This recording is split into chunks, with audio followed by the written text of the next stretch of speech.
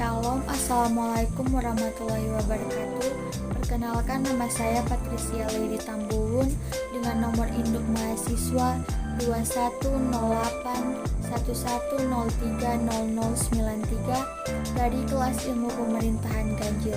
Dosen pengampu mata kuliah ini Dr. Andes Francisco MSI, Dr. Anda Marlin Telapian MSI, Dr. Anda Dejaine Imbang MHum. Kita masuk pada materi yang akan kita bahas, yaitu bahasa proposal penelitian dan proposal kegiatan. Pertama, formula bahasa. Bahasa proposal banyak diwarnai oleh penggunaan modalitas akan. Kata yang setaraf dengan akan adalah ingin, tetapi kedua kata itu mengandung perbedaan. Kita akan berorientasi kepada hal yang dituturkan, sedangkan kata ingin berorientasi kepada diri penutur. Perbedaan orientasi itu mengisyaratkan bahwa akan terkesan lebih objektif, sedangkan ingin terkesan lebih subjektif. Namun demikian, kedua kata itu sama dalam hal waktu yang akan datang atau keakanan sebagai kontras kekinian. Bahasa proposal mengandung makna keakanan. Bahasa yang demikian menggambarkan bahwa penelitian atau kegiatan yang dimaksud belum dilaksanakan, tetapi direncanakan untuk dilaksanakan. Dengan demikian, proposal dibuat dengan formulasi bahasa khusus yang antara lain ditandai oleh makna keakanan tersebut. Selain terlihat pada modalitas akan atau ingin, keadaan bahwa sesuatu belum terjadi juga tergambar pada penggunaan keterangan waktu atau kosakata tertentu. Yang kedua, teks proposal. Hal penting yang hendaknya diperhatikan dalam mendesain proposal sebagai genre makro, yakni bahwa seluruh isi dan gagasan dalam proposal seharusnya disampaikan dengan bahasa Indonesia yang baku. Baik proposal penelitian maupun proposal kegiatan disusun menurut struktur tertentu. Struktur teks terdiri atas tahapan-tahapan yang direalisasikan oleh genre mikro yang sesuai dengan isi dan fungsi tahapan-tahapan tersebut. Pertama, teks proposal penelitian.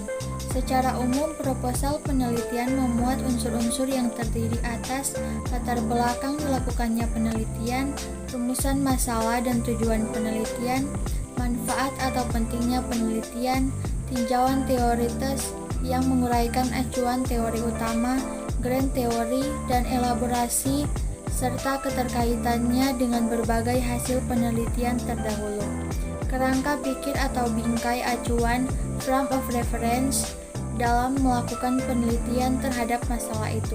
Asumsi atau instrumen pengumpulan data yang akan digunakan, metode atau unsur penelitian, teknik analisis data yang akan dilakukan, dan daftar pustaka sementara. Tahapan-tahapan membuat teks proposal penelitian. Pertama, pendahuluan. Pada proposal penelitian mengandung unsur: pertama, latar belakang penelitian; kedua, rumusan masalah penelitian; yang ketiga, tujuan penelitian; keempat, ruang lingkup penelitian; dan yang kelima, hipotesis. Tahapan-tahapan pendahuluan dengan unsur-unsurnya berfungsi untuk memberikan latar belakang penelitian itu, menentukan pokok masalah yang akan diteliti, dan menentukan tujuan yang akan dicapai. Rumusan masalah penelitian berisi pokok persoalan yang akan diteliti. Rumusan masalah dapat ditanyakan dalam kalimat tanya. Definisi istilah pada teks pada umumnya ditampilkan di latar belakang pada tahapan-tahapan pendahuluan, bersamaan dengan identifikasi dan perumusan masalah atau di bagian manapun pada saat istilah teknis itu muncul untuk pertama kali.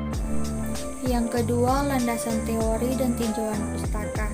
Landasan teori berfungsi untuk menyajikan ulasan teoretis dengan memformulasikan sintesis teori yang akan digunakan sebagai dasar pemecahan masalah yang teliti. Tinjauan pustaka berfungsi untuk menyajikan ulasan penelitian yang telah dilakukan sebelumnya yang kemudian dibandingkan dengan penelitian yang akan dilakukan ini. Pada tahapan landasan teori dan tinjauan pustaka digunakan genre mikro ulasan review. Pada konteks landasan teori, tafsiran isi adalah gagasan atau teori-teori yang diringkas dari berbagai sumber untuk dievaluasikan dan disintesiskan menjadi suatu kesatuan teori. Yang ketiga, metodologi penelitian. Metodologi penelitian menyajikan pendekatan metode dan teknik penelitian yang akan diterapkan, termasuk langkah-langkah yang akan ditempuh. Genre mikro yang digunakan pada tahapan metodologi penelitian adalah deskripsi, laporan, dan prosedur.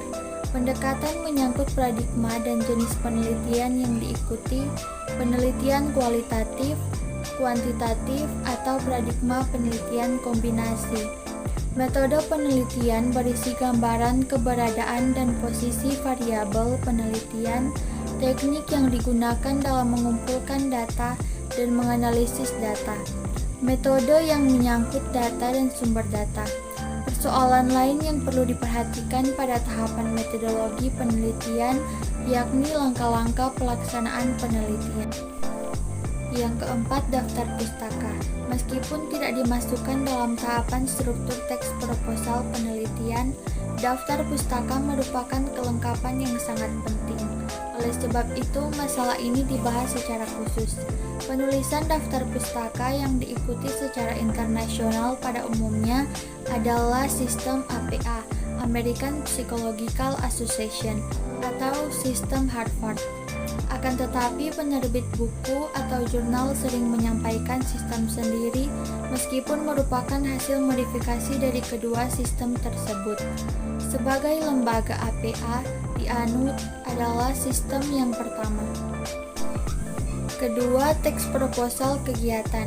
Proposal kegiatan adalah proposal yang dirancang bukan untuk penelitian, melainkan untuk kegiatan-kegiatan yang berkaitan dengan tugas-tugas akademik yang dikerjakan oleh mahasiswa. Kegiatan itu meliputi seminar, kongres, lokarya, pelatihan, pengabdian, magang, dan sebagainya. Proposal kegiatan yang akan dibahas adalah proposal magang, yang apabila sudah selesai magang kemudian dilaporkan. Unsur-unsur proposal yang dijadikan subbab atau bab yaitu pendahuluan, tata laksana kegiatan, dan penutup. Pertama, pendahuluan. Tahapan pendahuluan berisi uraian tentang latar belakang kegiatan yang akan dilaksanakan, pentingnya kegiatan itu dilaksanakan, tujuan, manfaat, dan strategi yang akan digunakan untuk melaksanakan kegiatan tersebut. Genre mikro yang digunakan adalah eksposisi dan deskripsi. Tahapan pendahuluan, tujuan dan strategi pelaksanaan kegiatan dinyatakan secara ringkas dan akan diperluas lagi pada tahapan tata laksana kegiatan. Yang kedua, tata laksana kegiatan. Tahapan tata laksana kegiatan adalah tahapan yang menyajikan strategi yang digunakan dalam melaksanakan kegiatan, termasuk langkah-langkah yang akan ditempuh. Pada tahapan ini mencakup pelaksana, tujuan, waktu dan tempat, serta strategi pelaksanaan. Strategi yang akan ditempuh untuk mencapai tujuan tersebut bahwa pelaksanaan kegiatan terjun langsung ke tempat magang. Dalam strategi itu terkandung prosedur yang ditetapkan untuk diikuti. Yang ketiga, penutup. Tahapan penutup digunakan untuk menyampaikan harapan agar setelah diusulkan proposal kegiatan itu diterima dan menghasilkan sesuatu seperti yang direncanakan. Genre mikro yang digunakan yakni deskripsi.